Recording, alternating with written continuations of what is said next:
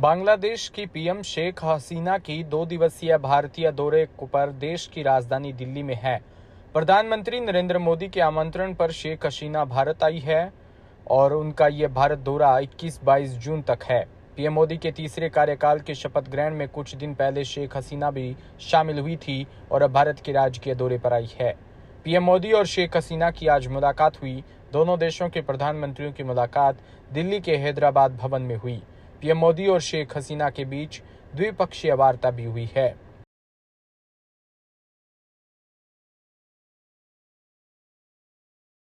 जोधपुर से खबर, जहां दो पक्षों में छोटी सी बात को लेकर हुई तकरार के बाद शुक्रवार रात को सूरसागर फिर सुलग गया। ईदगाह की दुकान से गेट निकालने के मामले को लेकर कुछ लोग भिड़े और देखते देखते मौके पर भीड़ जमा हो गई। एक दूसरे के साथ मारपीट, पत्थरबाजी के साथ ही माहौल गर्मा गया और उग्र हुए लोगों ने गाड़ियों के कांच फोड़े और उन पर आग लगाना तक शुरू कर दिया। क्षेत्र में उपद्रव की सूचना पर पुलिस तंत्र भी हरकत में आया और तुरंत पूरे जाब्ते के साथ समूचे आला अधिकारी मौके पर पहुंच गए।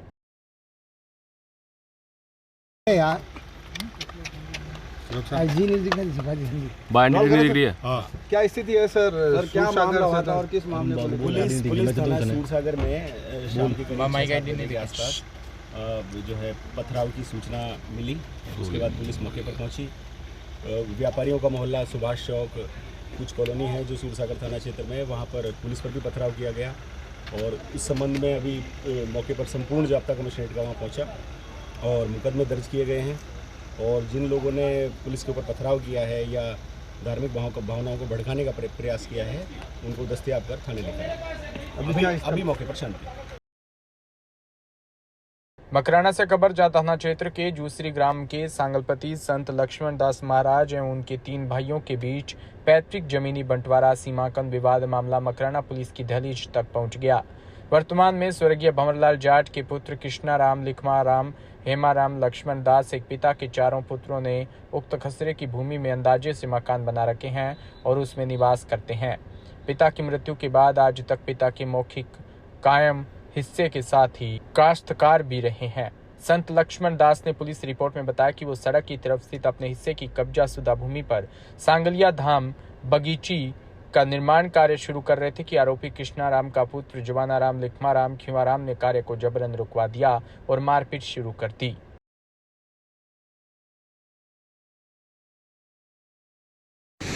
खुदा ने कहा अगर कुछ हो गया तो उसका जवाबदार प्रशासन और मेरे भाई हो गए। और जो भी मेरी प्रॉपर्टी है वो मेरी भांजी रहती है मेरे पास, बचपन से उसको मैंने पाला है।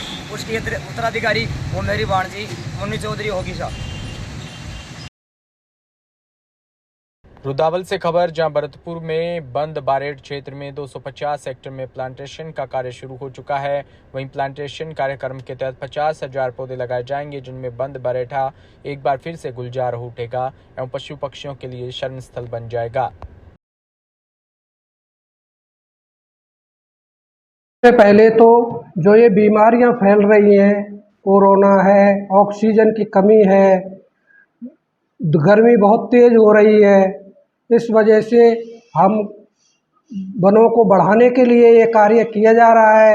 अवैध खनन की रोकथाम के लिए ये क्या कार्य किया जा रहा है। ये वन्यजीव क्षेत्र है जिसमें खनन कार्य चल रहा था पहले से, इसको बंद करने के लिए हम प्लांटेशन लगा रहे हैं। भीलवाड़ा से खबर, जहां श्री नाकोड़ा पार्श्व भैरव भक्ति ज्येष्ठ पूर्णिमा के पावन अवसर पर आज पद्मावती हाल में वीएम म्यूजिक नाथ द्वारा के बैनर तले मोहित सोनी व शोभित लोढ़ा के जन्मोत्सव पर भव्य भजन संध्या का आयोजन किया गया।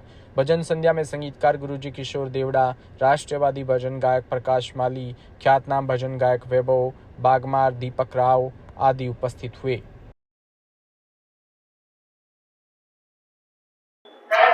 आज हम जहाँ बैठे हैं वो है श्री जैन श्वेतांबर नाकोड़ा पार्श्वनाथ तीर्थ, मेवानगर नाकोड़ा जी। और मेरे पास जो है श्रीमान गणपति बुरड़ बैठे हैं जो कि नाकोड़ा तीर्थ के ट्रस्टी भी हैं। ये तीर्थ हमारे लिए इतना विश्वसनीय है और इतना ऐतिहासिक है, बहुत सारे भक्तों का एक आस्था का केंद्र है। और आज हम जिस तीर्थ पर बैठे हैं, जैन समाज का ही नहीं, यहाँ पर अजैन बंधु भी काफी लोग आते हैं जो पार्श्वनाथ दादा और नाकोड़ा भैरव जी की असीम कृपा को प्राप्त करते हैं। और देश भर और दुनिया भर में जो ये तीर्थ जितना प्रसिद्ध और प्रचलित हुआ है अभी के समय में, उसका कारण यहाँ का मैनेजमेंट, यहाँ का ट्रस्ट मंडल, यहाँ का जो हमें सुविधाएं मिल रही है वो एक जबरदस्त तरीके से मिल रही है, चाहे वो किसी भी स्तर।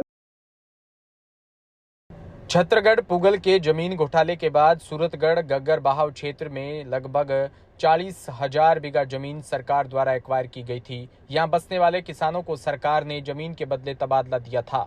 कुछ लोगों ने यहां से तबादला ले लिया तो कुछ लोगों ने यहां से तबादला नहीं लिया। जब कभी खड़ी फसल के अंदर नुकसान होता है तो यहां पर रहने वाले किसानों को मुआवजा नहीं मिलने पर सरकार का आदेश दिया था।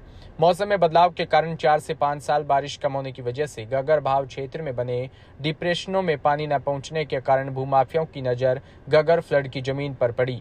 भूमाफिया यहां पर कॉलोनियां बसाकर इस क्षेत्र में बने डिप्रेशन में अधिकारियों के साथ मिलीभगत कर गग्गर बहाव क्षेत्र की जमीन को हड़पना शुरू किया।